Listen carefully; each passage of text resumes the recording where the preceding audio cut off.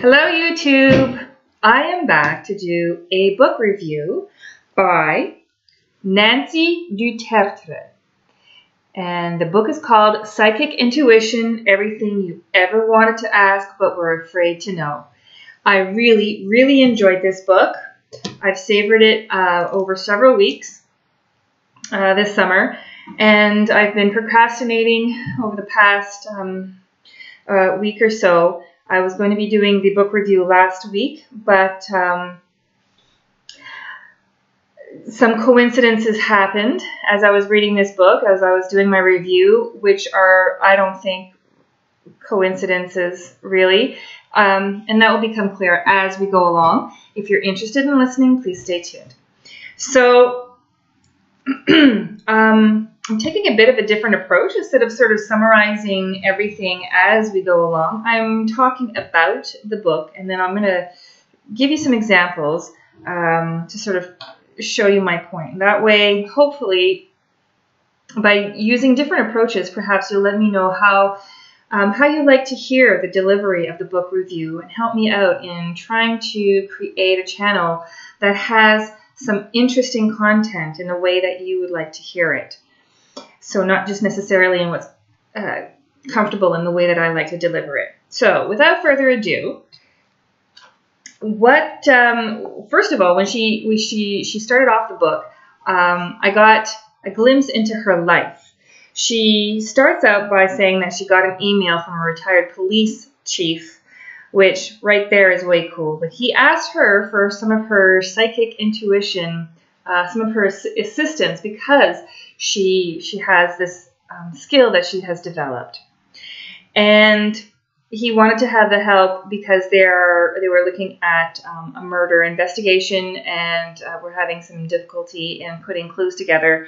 So they needed to have her help, or they maybe not needed to have her help, but they consulted with her. And apparently the information is still being used in their ongoing investigation. So I will look forward to hearing how that pans out. I am really interested in these sort of skills that are becoming more pervasive in our culture. I've mentioned before the show that's called Sensing Murder, where some police, I think it's in Australia, they consult with psychics who have proven to have a lot of valuable information. They're able to tune into the matrix, all that is, that source of information, that place. They were able to hook into there and give clues that then later lead to making connections in the investigation so that the murderer can get caught. So that is something that's really interesting. What is in particular about this author, Nancy du Tertre, is that she is by trade and by training a lawyer. So we're not talking about somebody who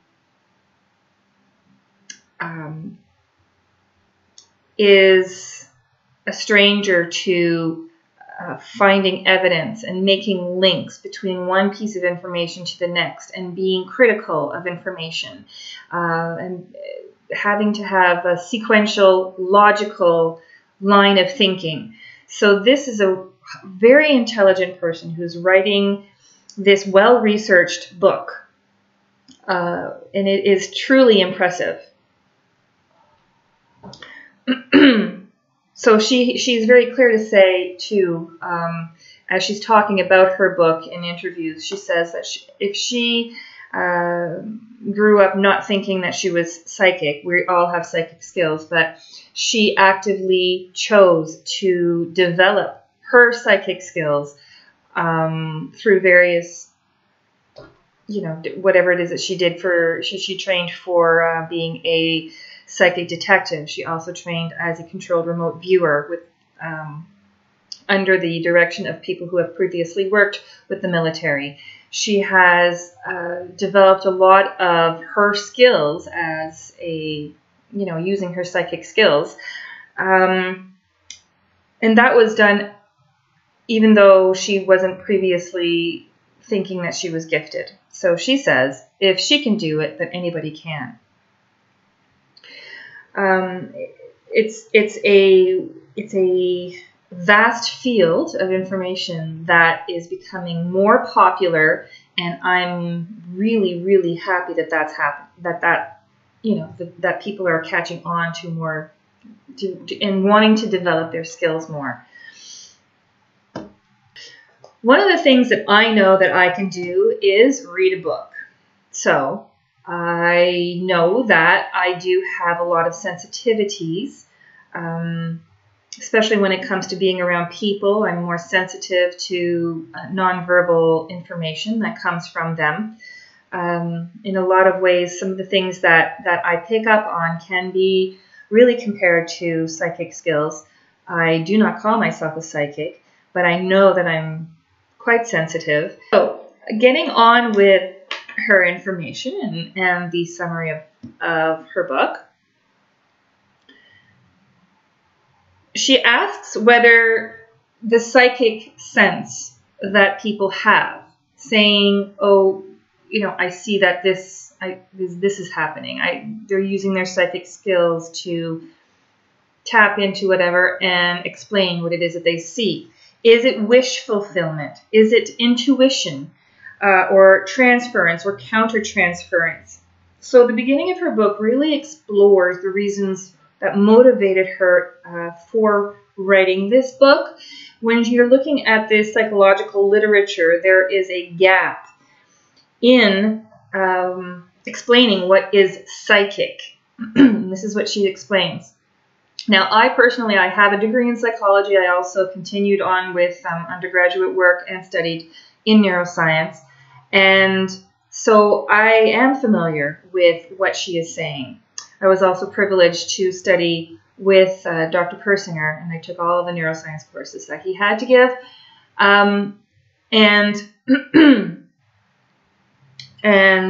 So I was able to understand through his teaching style and the content that he researches, that there is really a lot of missing links with regard to the psychic type of information. Psychology has traditionally discounted it. Psychology was once seen as very much an art, and it has made its way into really showing that it is a science. And in doing so, perhaps it's easy to dismiss anything that is sort of out there and not able to quantify or put on a scale, show that it's very linear and put in compartmentalized, put it in a nice little box. Because if you can't put a number to it, then perhaps it doesn't exist. But in a science such as psychology, where you're studying mind and you're studying very abstract concepts, it becomes important to eventually learn how to put a number to it and quantify it and measure it and then manipulate those variables. Are we up to that point right now with the psychic senses? Not necessarily. We're not there right yet because we're not manipulating the variables. She talks about in this book how there are some flaws in science, and I'll mention that because you cannot just reproduce what is psychic in a laboratory. Certainly Dr. Persinger has manipulated certain variables with EMAG fields and so on. But what I'm mentioning is that the psychic readings that you will be getting outside of the laboratory cannot necessarily be reproduced. So if you are getting information from somebody who perhaps, a memory from someone who has deceased, who has gone through a physical death, and you are reading that information as a medium, can that be reproduced? Really? You can't just take any one person at this point in history and reproduce exactly that under the same conditions. And that sort of reproducibility is one of the main premises in science. the scientific method expects that you can explain what was done, how much it was done, the time of day, and the certain conditions that were used to produce these results. Then when it goes to publication, anybody, anywhere should be able to take those conditions and reproduce exactly what has been done. That is difficult to achieve with psychic senses simply because of the nature of the psychic material that is coming in to your brain being an antenna that is receiving information. So I hope I'm making that clear. I'll go into it in a little bit more detail because she does a really good job in this book in discussing the senses. So I'll skip over that. Another really cool thing is that she was able to meet really, really awesome people like Ingo Swann, Dr. Persinger, Michael Persinger, and Uri Geller. I also know that she knows a lot of other really super cool people that she gets to meet in her career. So we're talking about somebody who's well versed in writing this book. It's and let me tell you something else about this book. She talks about the senses. So not only just vision, olfaction, taste, and touch and hearing, not just those sort of senses that are associated with organs, but she talks about them in a way that it's sort of like reviewing a neuropsych course. She links those senses to when there are, how should I say, errors in physiology, but pathology that occurs, and what you will see in that kind of a person. So when a person has a deficit in this sense, or a deficit in this sense, what happens and what can you expect? And you'll get a rich vocabulary of neuropsych terms in this book, and you will learn them in context so that it's not just like reading a dictionary or an encyclopedia. It puts it in context and something that's very, very usable. And what is unique about this book is that she has done so much research, and it is sound, and she links each one of those senses to a psychic sense. So it's not just a matter of talking about, for instance, vision and the physiology of vision and what you are seeing, and blindness, for instance, as the pathology. She's talking about vision and how you would see or not see in a psychic sense. So it's not necessarily using your physical eyes. It is using vision in a different way. That is the kind of information that you will not find all together, all digested, and all nicely presented in one book anywhere else that I've seen. This book is well developed because it is unique in that way. That for me was that was gold for me. What she is keen on is educating the reader.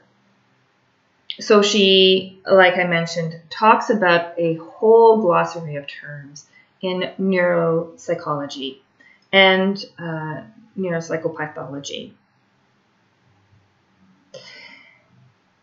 So, for instance, she'll be talking about bradyesthesia, stereognosis, topaesthesia, auditory pareidolia, the touch terms such as cutaneous, kinesthesia, visceral, how they differ one from the other, and what they mean in terms of not only physiologically all of these terms, but how you get a gut feeling, for instance, or a hunch in psychic senses.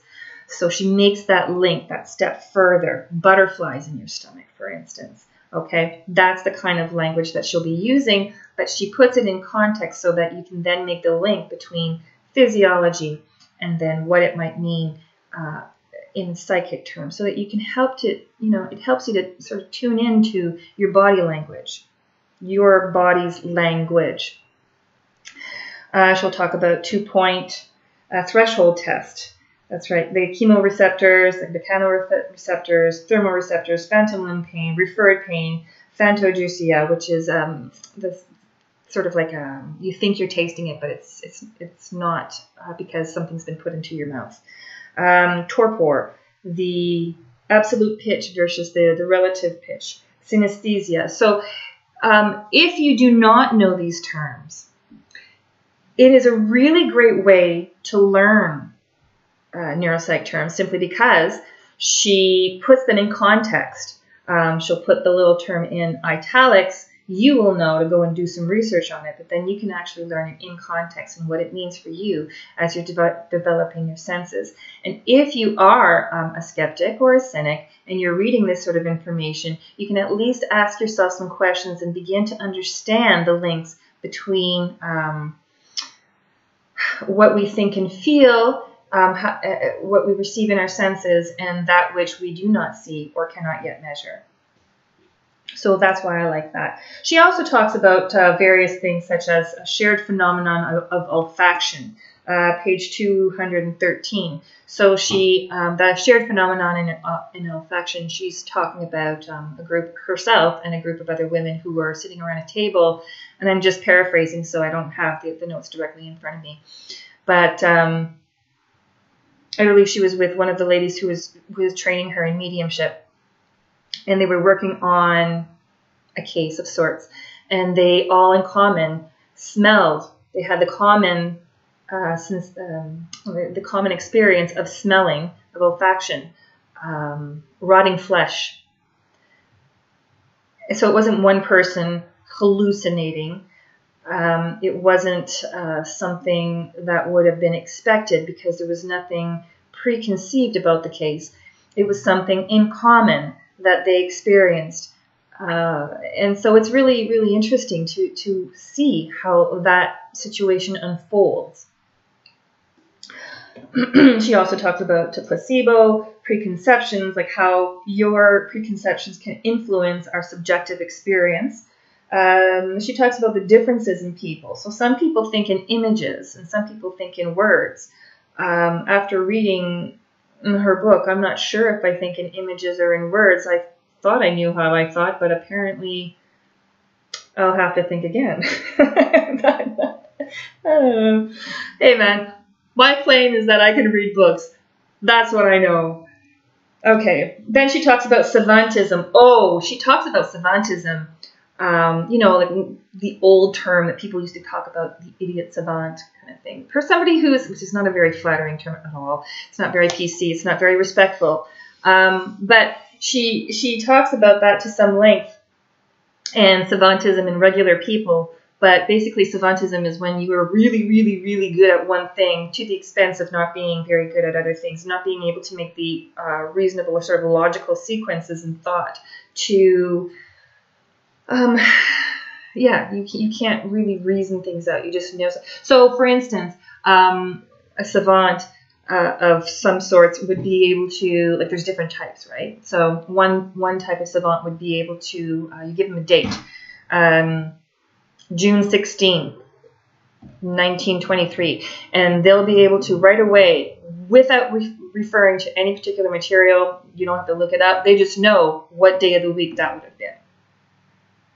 Or you give them complex numbers and they can figure it out on the spot.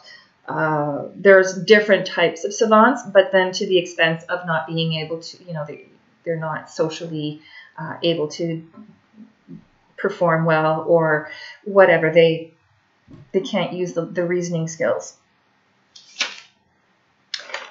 Now, then... she's really keen on language, page 157 I'm talking about. She talks about how psychic... I'm just going to read my notes because sometimes that sort of cues me, and it's a lot more succinct than to just hear me babble about things. So, psychic senses are only a language of the brain. There is a fluctuating relationship between psychic senses and reality. Knowing that there are differences in how one communicates through their language, which is their use of words, and therefore it is easier to appreciate why psychics don't always get the right information. Yeah, she goes through a lot of really systematically explaining the differences between languages. And she's actually studied the difference between, there's no language called Chinese, but like, for instance, Cantonese, Mandarin, German. She knows a little bit of German. She knows, she speaks French and English, and she's looked at different languages, and based on how language is made, each language can explain or say, have a sentence, but each one will convey different information. God, you really have to read the book to get the sense of what she's talking about. Okay, so something typical would be, for instance, French is a lot more flowery, and you will use, for instance, 20 words to explain what perhaps in the German language might take you 3. And the sound of it, the feel of it, the way that it's either flowery or cut and dry. So the way that a culture will explain themselves with their language also influences the way that they express themselves. Why is that important? Because when a psychic is receiving information and then explaining that information, you are bound and limited by the language that you are using to convey the information that's coming from elsewhere. So if you are bound by the English language, you're using English words, then that is what you are going to use to explain a brick, this, a color, images that show up. That is a rudimentary sort of explanation of how she very eloquently explains the use of language. This is her baby. This is her domain, and she explains it so much better than I can. Yeah, so I'll have to read it again, but I'm not going to explain it any further than that because, yeah, you'll just, really, you were limited by the language that you use.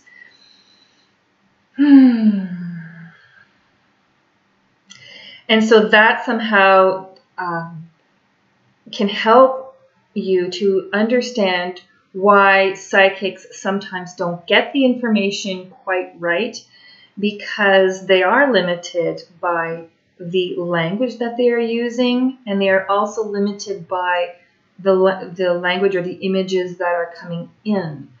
So if there is a other being that is giving the information, are they giving information by images? Are they giving it by feeling, by some other sense? And then you are receiving it and you are trying to understand it in your limited, what you can understand from what they are saying. You'll pick that up, and then also you will try and then explain it in English to other people and write it down on paper. This is what I'm receiving psychically. So all of those steps within the translation, something can get lost.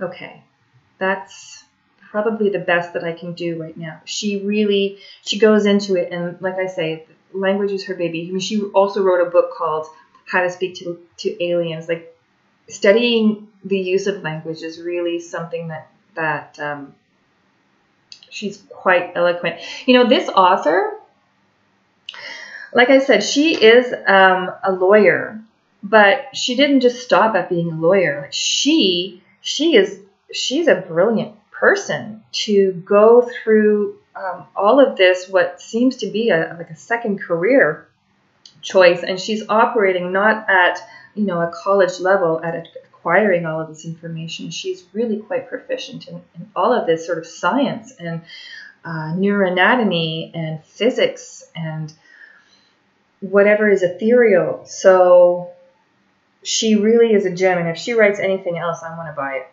it. Okay. What else? She talks about, page 167, she's talking about time. And time, wow, time is always a concept that I struggle with. I tend to think time is an illusion. And I'll tell you where I first got that thought in a minute. So, if time itself is nothing... Okay, so page 167. Apparently I'm going to read you something. Now this got me to thinking, she says. If time itself is nothing more than a relationship between sensory events in the body bound together by electrical forces in the brain, then it also stands to reason that time may exist very differently out there in the universe. Perhaps time isn't real at all. What if it doesn't exist and is just a brain-manufactured construct? Maybe it is a brain-manufactured construct, and that is what I think.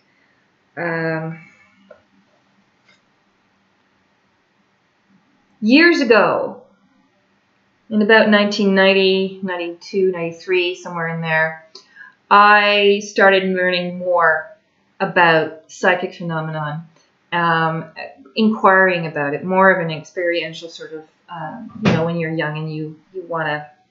I was in my early 20s back then, and I wanted to explore all sorts of things. There was a friend of mine who bought every single one of the tapes. We used to listen to, like, tapes with the black ribbon kind of tapes.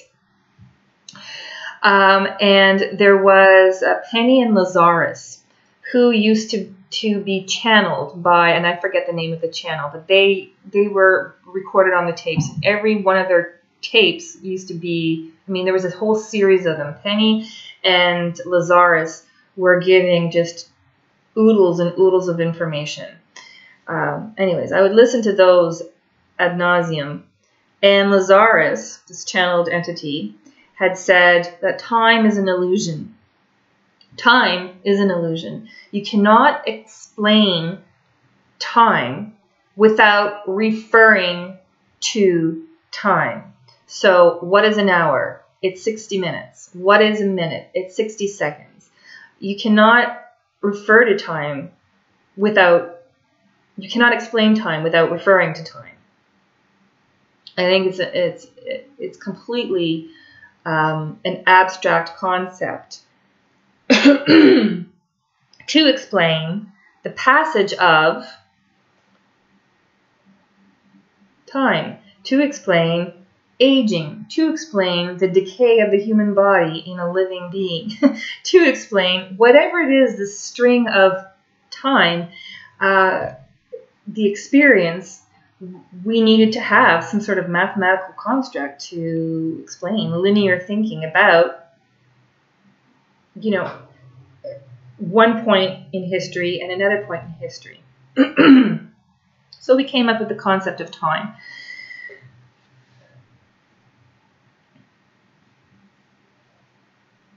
One of the questions that I have is time experienced in the same way by all species?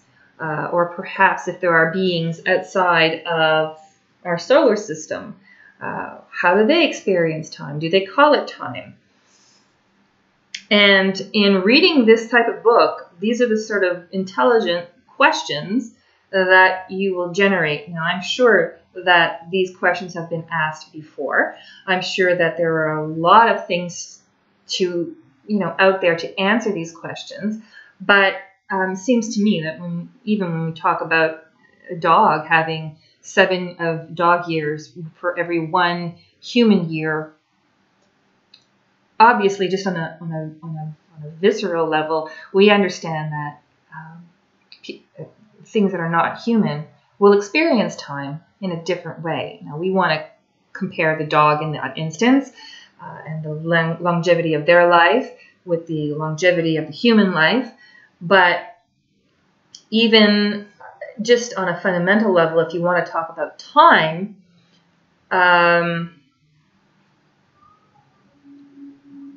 experiencing time from one moment to the next, that previous moment will never occur again. So it needs to be marked with a number, with a date, with a year, with a month, with a season. And that all falls into the concept of time. However, does time actually exist, or is it a brain manufactured concept? And that is something that she talks about at length, and how you perceive time. I'm not sure if it's here or if it's elsewhere where I thought about this week. When you are on the Earth's core, you experience time, for instance, in the way that you do. And then in another time zone, you will experience time in the way that they do.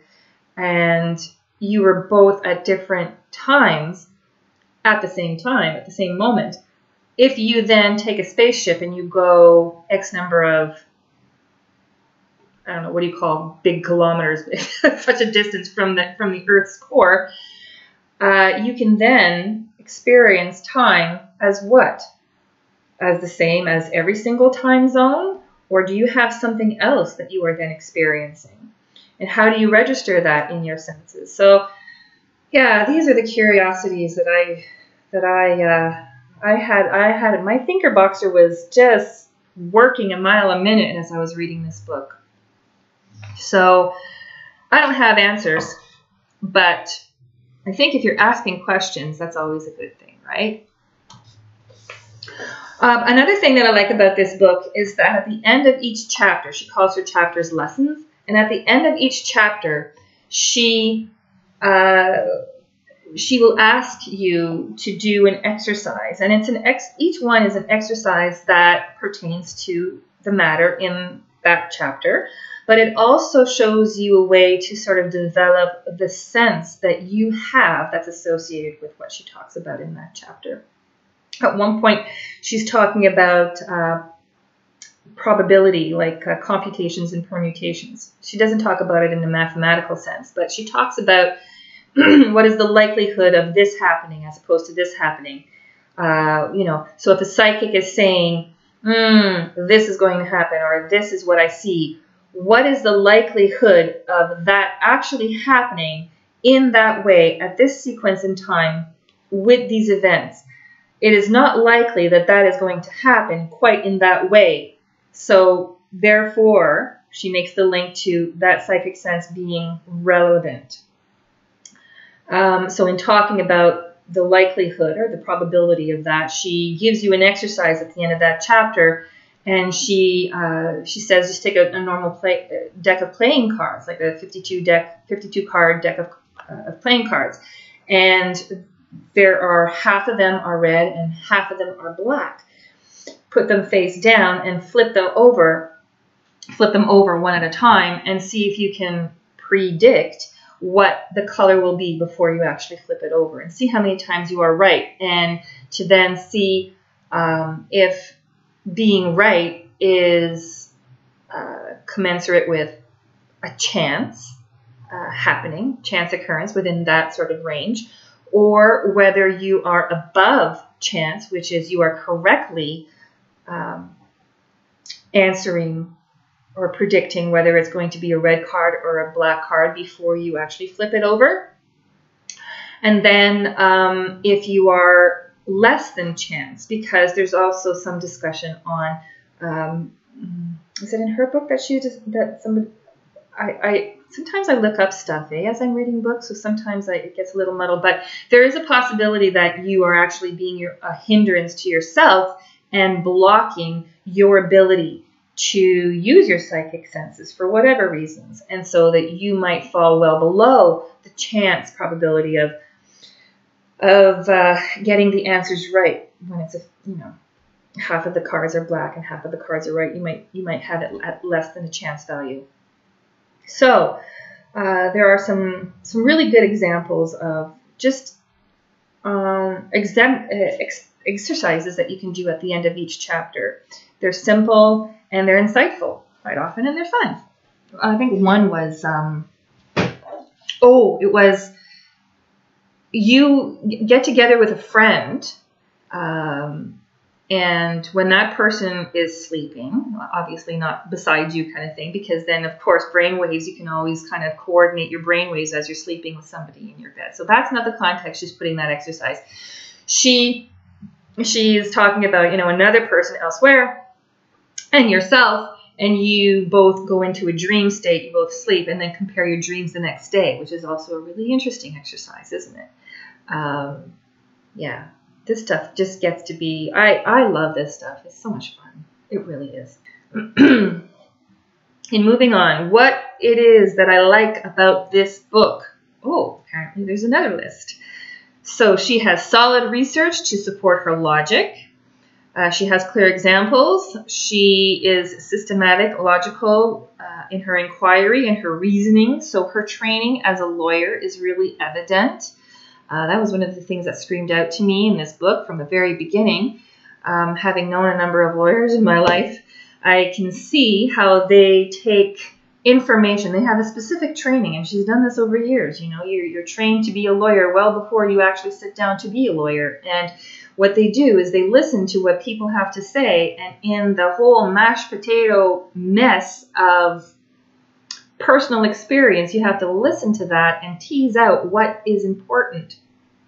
So she's been able to do that in listening to the whole lot of research and a whole lot of experiences that people have. And she's been able to really, really take the threads of thought that are pertinent and put the dots really close together sequentially so that you can understand how she is talking about our senses and how to use them and how relevant they can be, or how relevant psychic ability is, and how we receive it with our senses, not necessarily our physical senses either. The exercises at the end of the chapter I've talked about. She challenges the arguments in skeptics and their logic. Again, her training as a lawyer. So when you're a lawyer, you have to be able to argue your point, even in the face of, you have to think on your feet.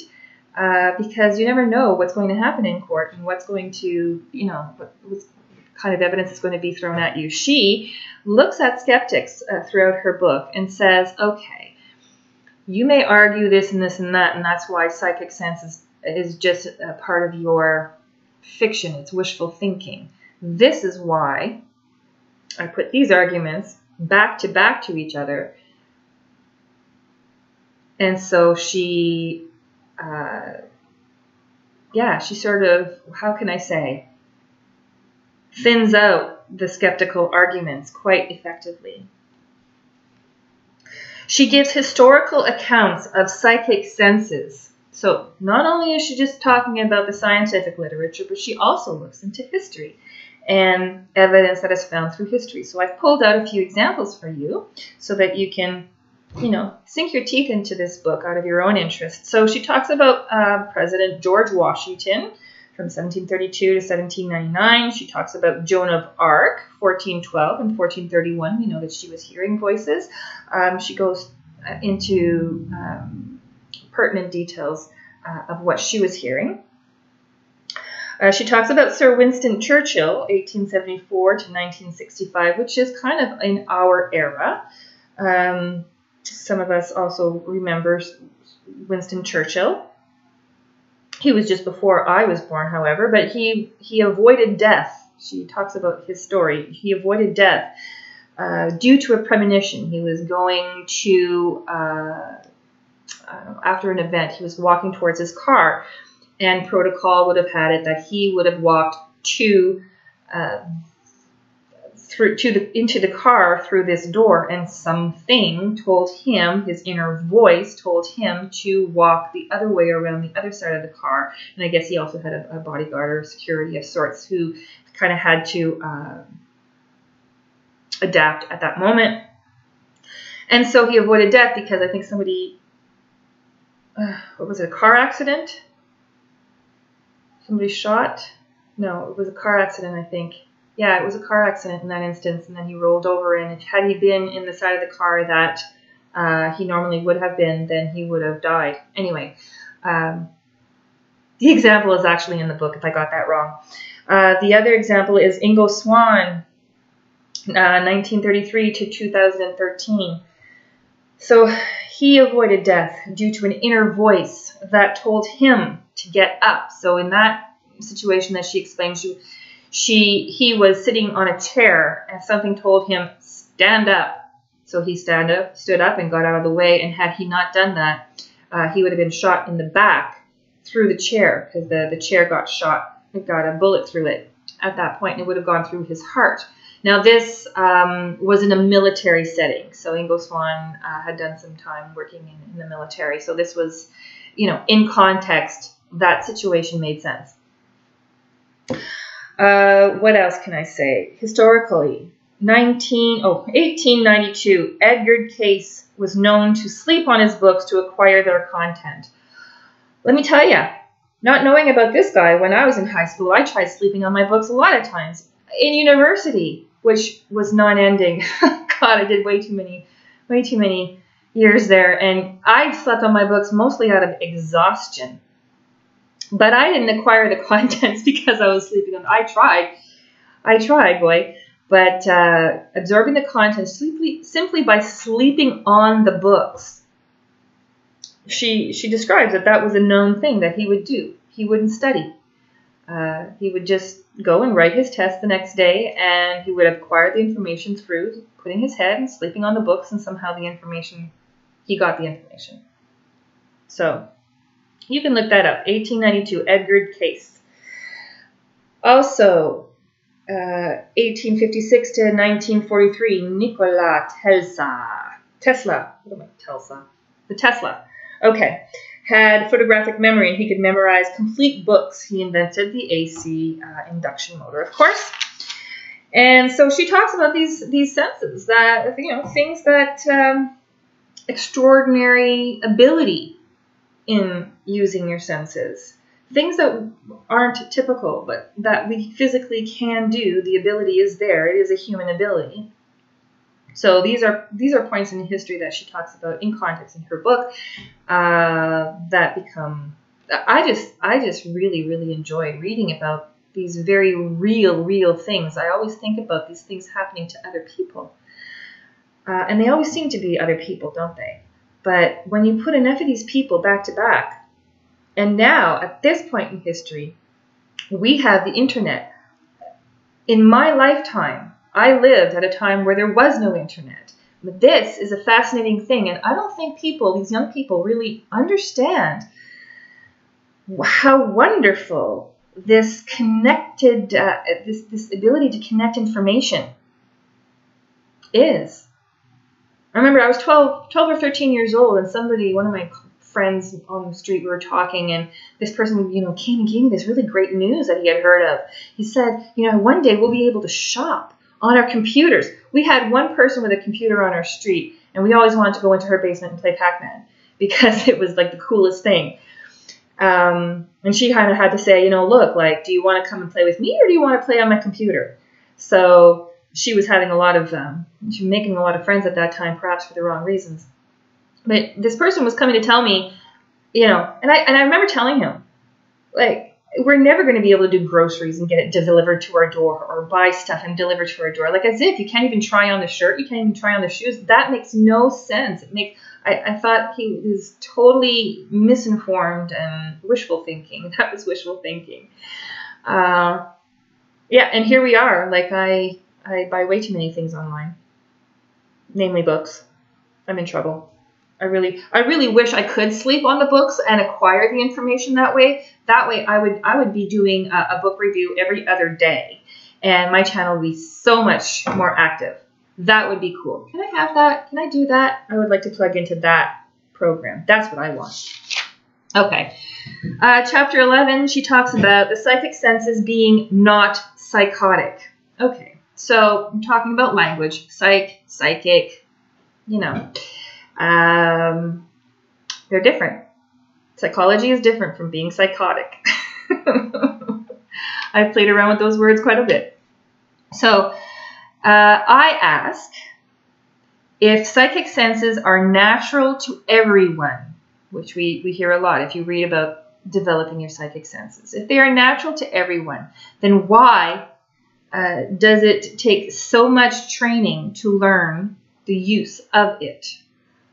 Like controlled remote viewing or otherwise, clairvoyance.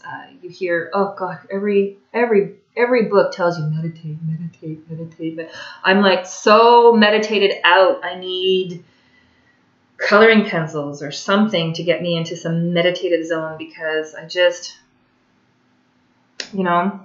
I need something else to develop my senses, because meditating just ain't doing it for me, baby. So that's my question, is if psychic senses are so natural, then why is it that it requires so much training, and why is it being compared to a martial art where you need years and years and years of experience? So this, she answers that. She addresses that. She says, to be specific, on page 151, this is because we unlearn these skills through socialization and we become skeptics. So it's safer, actually, to become skeptic and say you don't believe. So she's really diplomatic at the end of this whole discussion that she gives. She says that skeptics and believers literally do not share the same reality. So when they both argue their point, they are both correct. I'll leave you with that. She then compares, this is a different topic, she compares at length the differences between being psychotic. She later compares at length the differences between psychotic voices and psychic voices. So when we hear our inner voice, that's our mental voice, our inner voice. A psychic voice is hearing without necessarily hearing with your ear sense. You're hearing you're using your auditory sense and hearing it in a different way. And then she talks about the psychotic voice and how it is different than the psychic. So that what she says is psychotic is unrelated to reality or exterior circumstances. It is nonsensical. It is irrelevant and paranoid. They are generated by the mind and not by the senses. She later says psychic voices, on the other hand, can be confirmed with reality, like Ingo Swann's voice when he heard "Get up from your chair." Now, she would know this personally from Ingo Swann because she explains that she actually met him. So this is a type of hearing, but it's a psychic hearing. So she later talks about the psychic hearing as being a louder mental voice. People have difficulty meditating because of the interference of their brain chatter, which she calls the thought voice. This thought voice is our own, but it sometimes seems to belong to other people, like a film narrator. Now, the recording of this book review came at a very timely moment in my life. I wanted to do the review earlier last week, and something happened.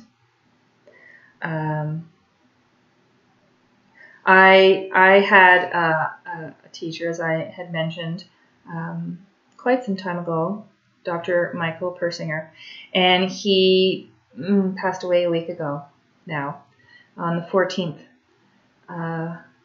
So by the time it hit all the information in the news and everything, it was like Thursday morning on the 16th. Not knowing this, I had sent him an email, and I'm not in the habit of sending him an email just to chat and say hello. I do send him an email in June for either Father's Day or his birthday. And I had sent him an email for Father's Day, and he wrote back saying thank you. And then again, I always sent him at solstice, at the 21st of December. If something happens to come up throughout the year, which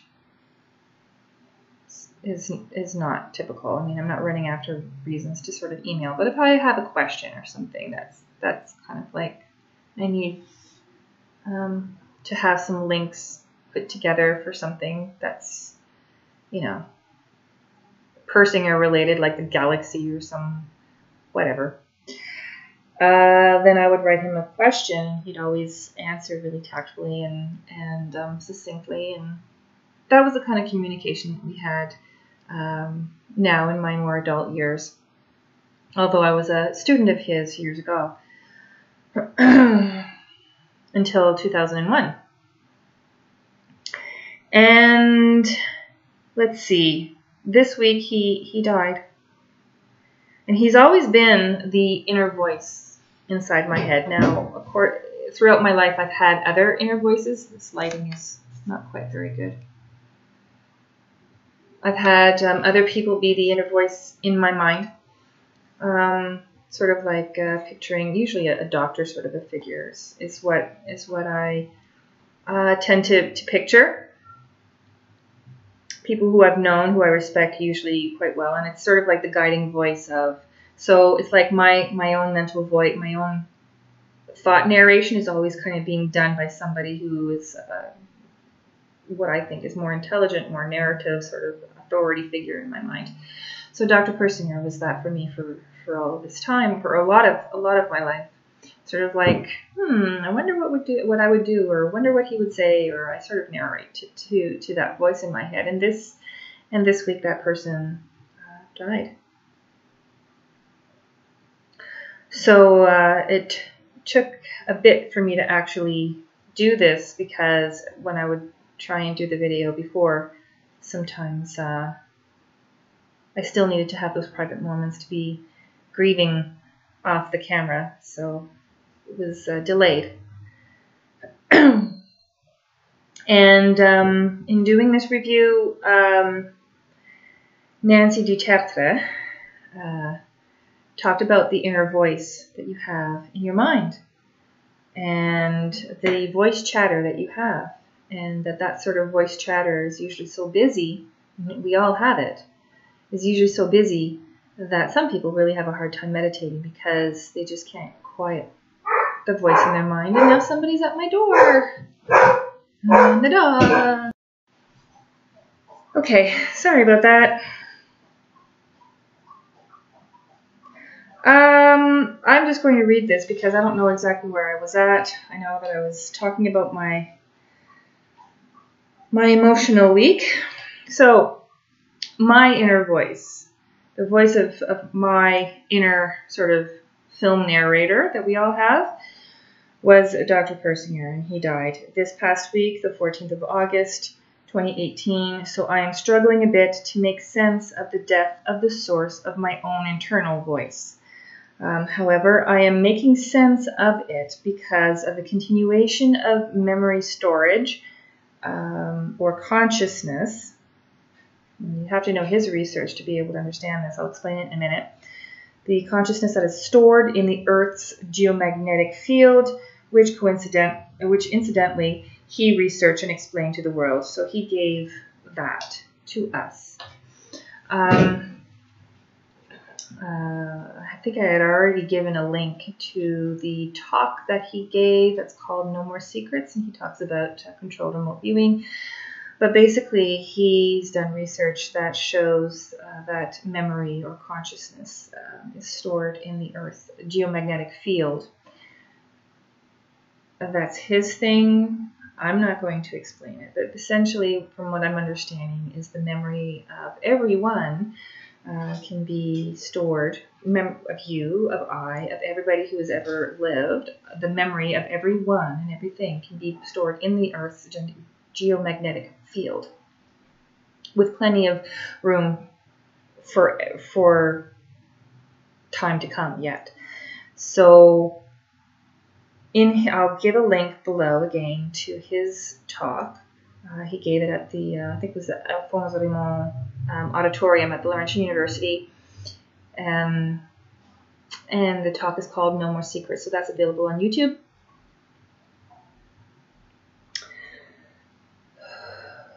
I miss him still. I do. I really do. He, yeah.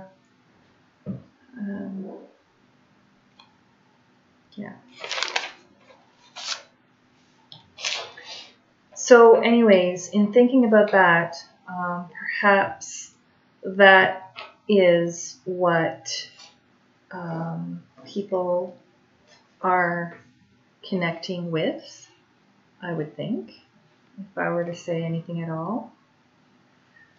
when they're reading psychic information, when they're reading into how did you know that? That was, how did you know that that was going to be happening? How did you know that that happened back then? How did you, possibly we are connecting as our brain, our body, can function as an antenna to receive information from this geomag force.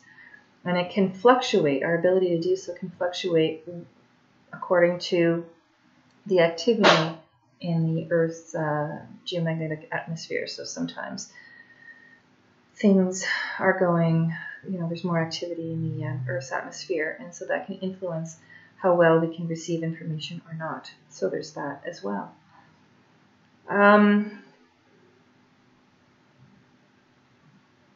Yeah, so in plain English, that's what that is. Can I explain it using more eloquent terms? No, but that information just became so familiar, I took it for granted because that's the kind of stuff he would talk about, in passing in his lectures. So as you were gobbling up information about the Lorenz studies and ducks and how they followed money and everything else you learn about in psychology, he would be talking about geomag forces and Tesla and electromagnetic what's in solenoids and stuff that I couldn't really wrap my brain around. But I do know that since he's gone, he's not gone. I'm going to think that I can still connect. And that's my story, and I'm sticking to it. All right. On to page 203, Miss du Tertre. She then continues to talk about psychic experience with Jung. So Carl Gustav Jung would explain things that happened in his life, in his diaries, in his writings, in his journals. And so he had stayed at a cheap weekend rental cottage, which was cheap because it was known to be haunted. He did not know that when he rented it, but he would have these experiences, and he explained these experiences because he was proficient in explaining psychological terms.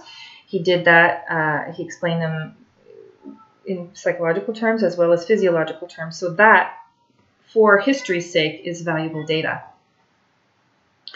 And the author talks about that in here. So she says, Jung wrote about this experience in detail, both in physical and psychological factors that would influence experience. So how those factors would influence his experience as a human experiencing this haunted type of phenomenon.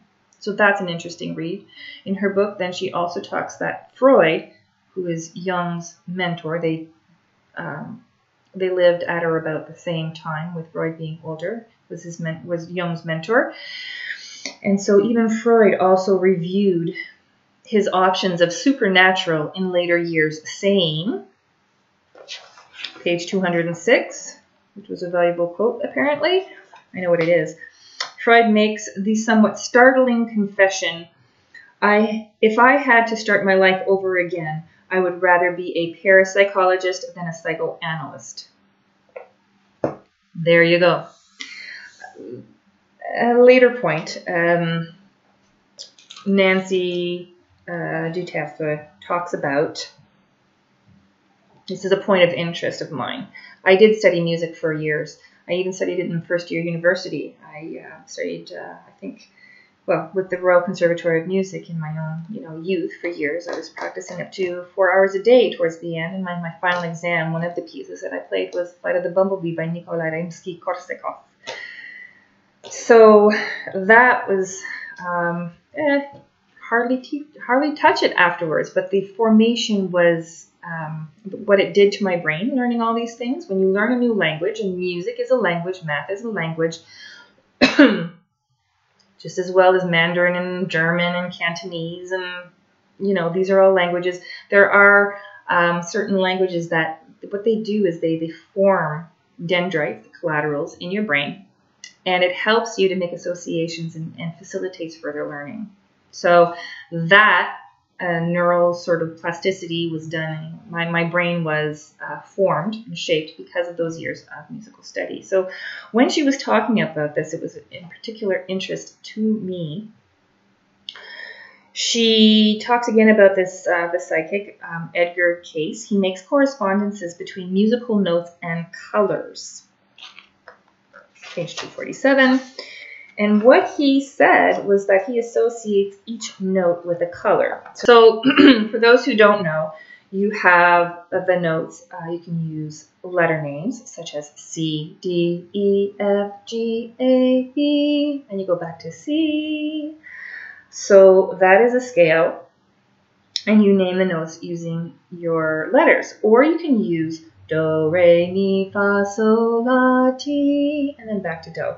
So what this gentleman would do, psychic Edgar Cayce, he associated each letter with a color. So he would associate Do with red, and Re with orange, Mi with yellow, Fa with green, So with blue, La with indigo or violet, and T is not mentioned, and I'm not entirely sure what it would be. Why is that pertinent? Well, it's an interesting way to associate things, and you really have to read the book. But she talks about making associations with senses, like being able to smell green or taste loud. Those are my own made-up examples. So this is really interesting. But in what came to my mind when I read about this association with colors, and she doesn't talk about this in the book, but it was of interest to me because I thought immediately about the color spectrum and how we associate colors with what we see. We're not using our ears, but we see the colors. So there is a spectrum. So we see red at 625 nanometers to 740, or orange starting at 590 nanometers, or yellow at 565, green at 500, blue at 440, and violet at 380. So those are a range of wavelengths. And even though the wavelengths can be measured, we're not necessarily seeing the wavelengths, we're seeing the color that it produces. So can that then,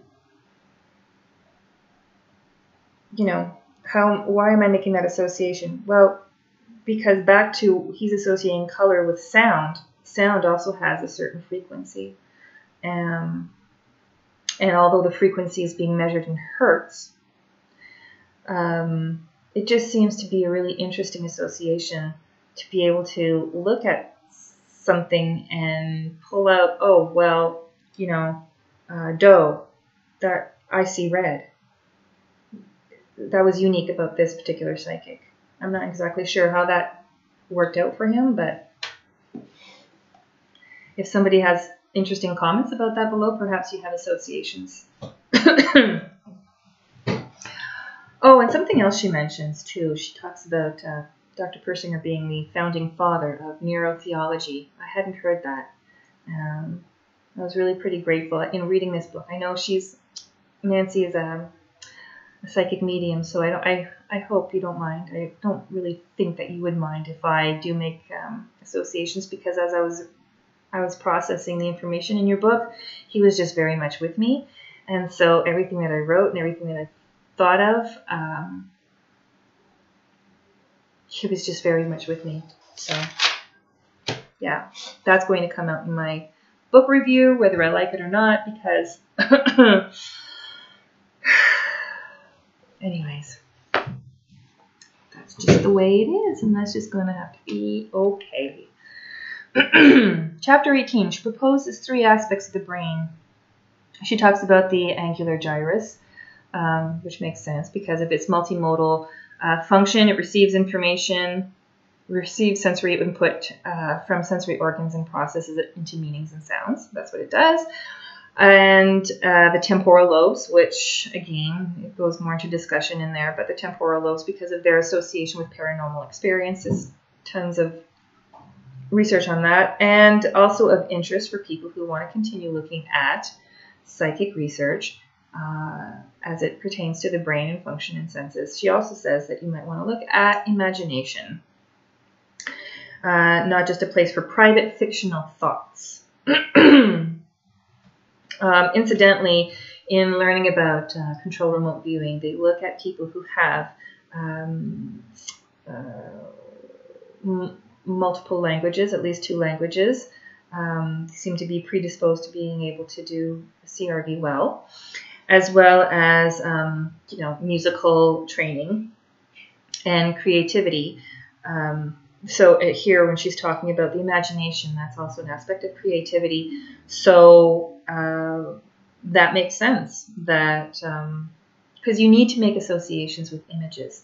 And so perhaps that is one aspect of creativity that is really important in being able to see things psychically. I mean, what she says is that CRV is another fancy word for clairvoyance. So to develop clairvoyance in a way that it is, being able to put to military use or to the betterment of the human condition, finding missing children and finding murderers otherwise who would not otherwise be found.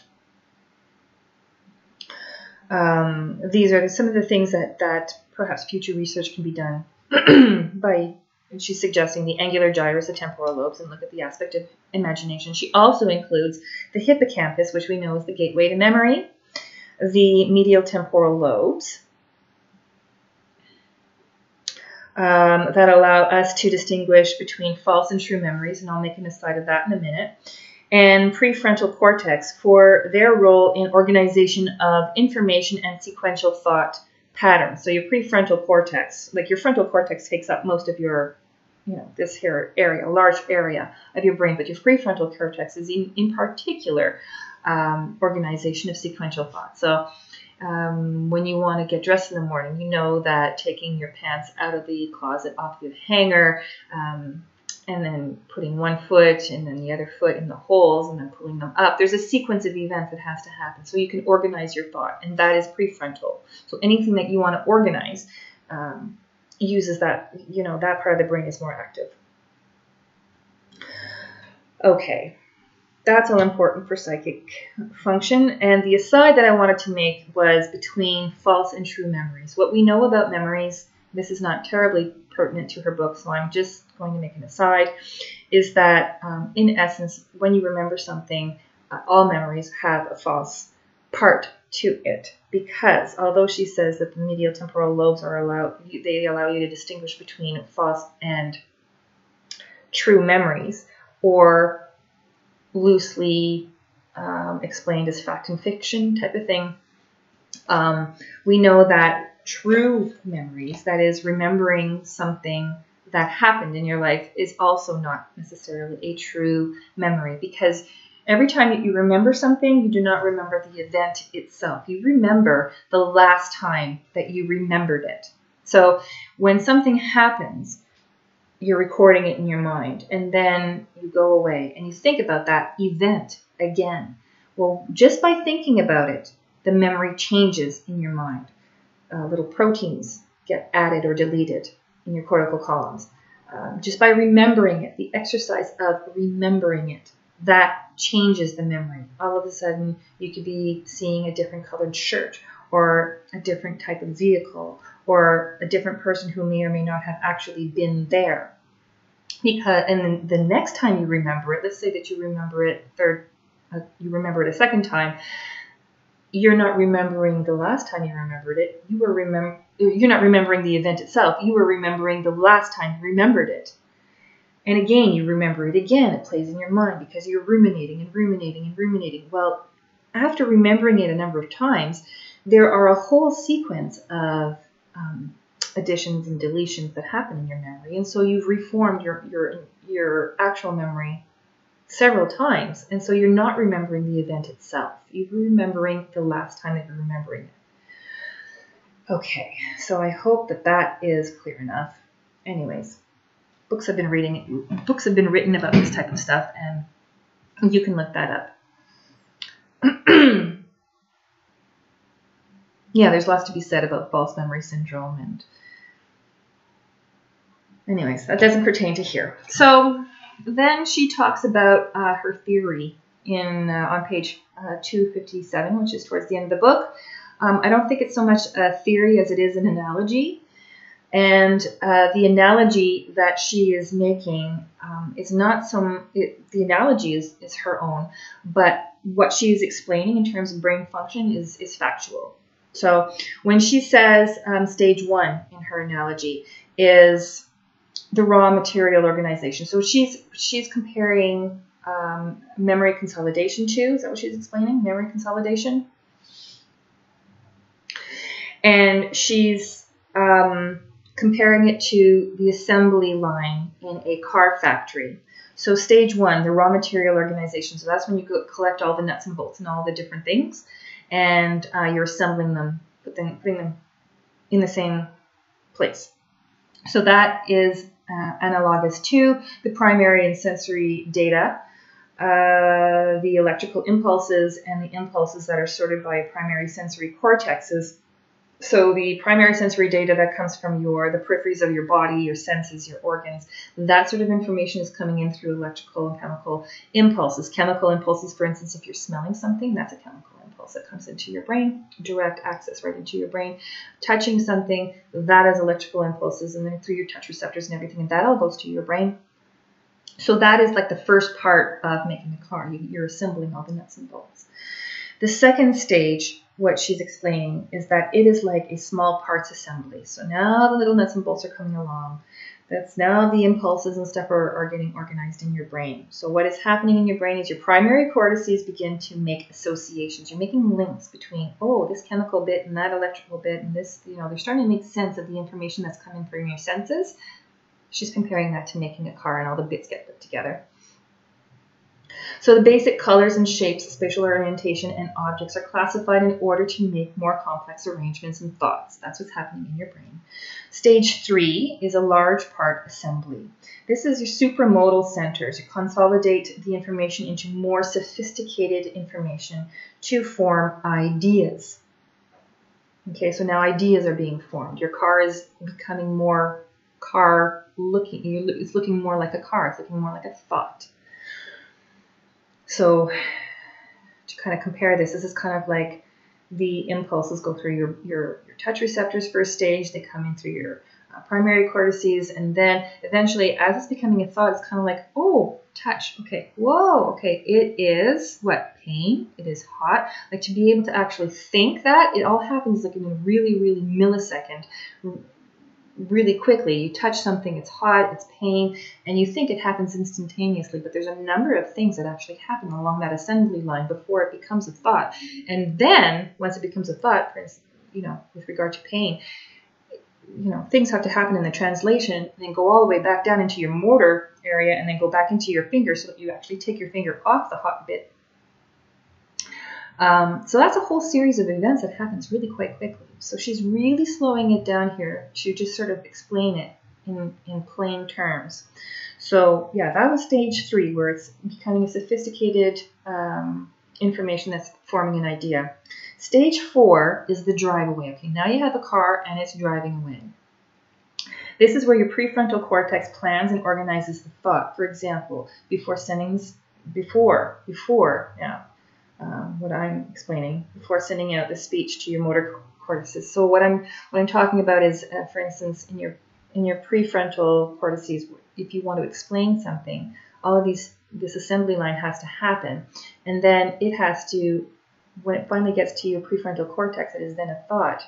Now, if you then, as a psychic, want to explain that thought, okay, you've received all the psychic information through your whatever senses, it's gone through all of your cortices, and now it's actually become a thought.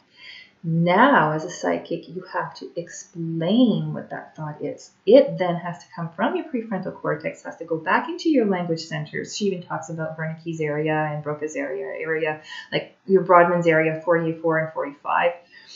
She talks about that, where it goes into translation. Then it goes into your motor centers, which will then innervate your language area, and you will then be able to speak and explain what it is that you are receiving from all these, from all the ethereal woo-woo, from wherever it's coming, whether it's the geomagnetic field or God or the matrix or wherever this information comes from. So that is her analogy, and I think it's really, really well done, because you need to, again, as a lawyer, to explain things from beginning to end and kind of tie the whole story together into some way that really, really brings it home. And you can make the links, she connects the dots really, really close together that way. I like her for that. She does it really well. Then I had some thoughts about just general mishmash of thoughts, and I'll close with a few of these. So regardless of whether the information is believable or quantifiable or not, I want to learn psychic skills that are valid in that they are what they say they are, reliable, which means you can reproduce them each time, and useful. Now, when I say reliable, you can reproduce them each time, I don't mean that I want to be put into a laboratory setting and that everybody should be able to put themselves in a laboratory setting and we come up with the same information every time. What I'm talking about is being able to come up with useful information every time you use the psychic senses.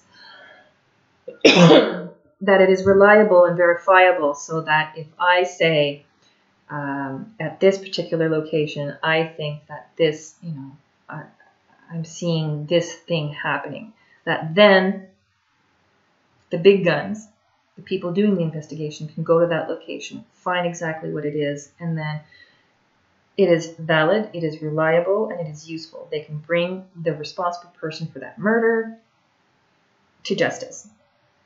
That sort of thing. Whatever the context is that you want to use your psychic senses for, whether it is healing, people who need the healing, for instance, like what Russell Targ talks about, that it's useful. That's what I want. And that's why I'm doing this work on this channel, because there's so many things of interest to me that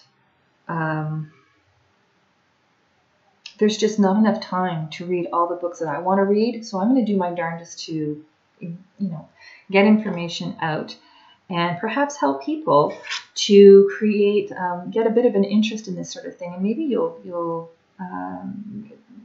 take up reading and research, and also learn about this thing that's becoming a lot more pervasive, a lot more understood. And I think it's a benefit to humanity. So I think it's a lot more useful to be open to psychic skill than it is to be cynical and dismissive of psychic phenomenon. Although it's important to be skeptic so that you can keep it verifiable and real. So I appreciate the sequence of logic that the author uses to explain each sense. With each new sense or theme that she explains, she asks herself questions, which she then proceeds to answer through the research. Her training as a lawyer is evident. So these are some questions. I have some questions that I am leaving you with, because I have no answers. So this week, Dr. Persinger died on the 14th last week.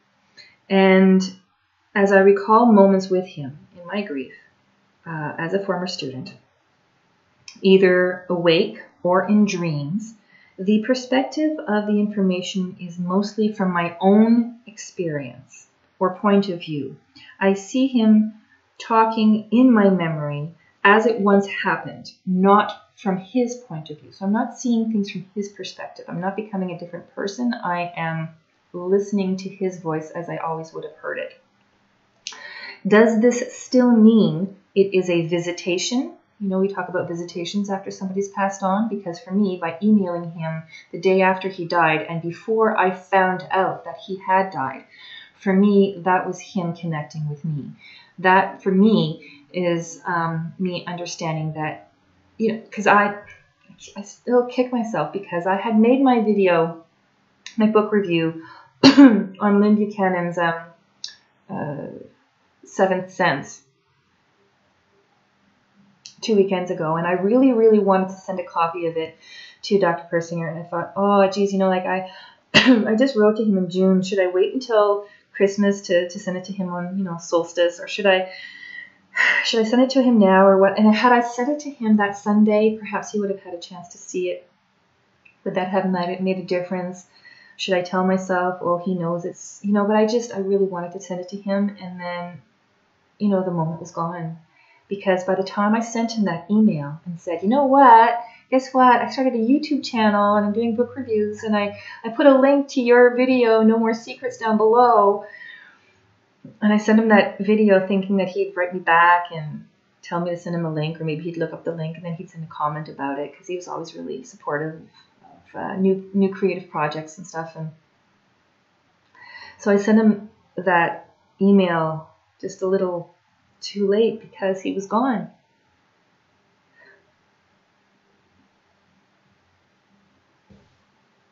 Anyway, so when we talk about mediumship,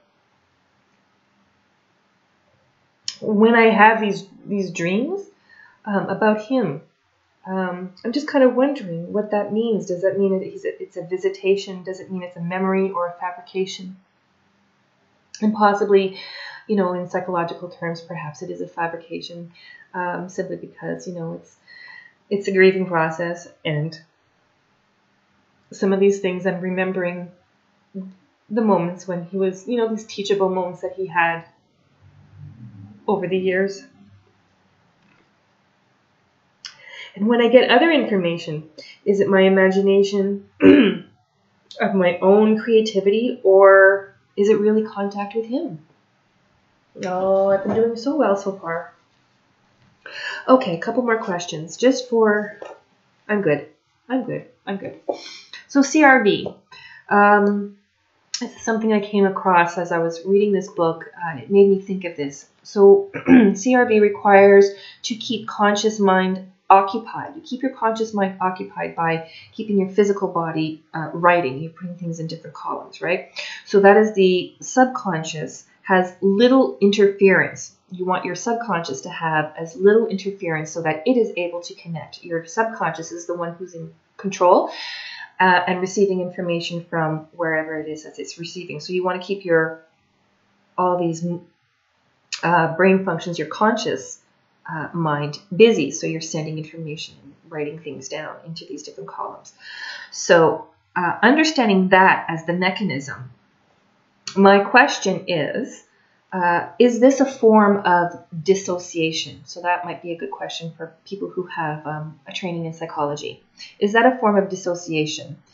And if being a fragmented personality, if fragmented personalities are dissociative, do fragmented personalities become better RVers? And so my question is, while you're looking for people to be good RVers, and you're looking for people who have different factors, like they have different languages, musician, creativity, and all the other kind of criteria that you're looking at, would an ability to be dissociative be another factor that of interest to you in selecting people? Somebody who's been through a lot of trauma, or somebody who's able to dissociate, is that, would that be of interest, just so that you can better separate the conscious from the unconscious, or the conscious from the subconscious?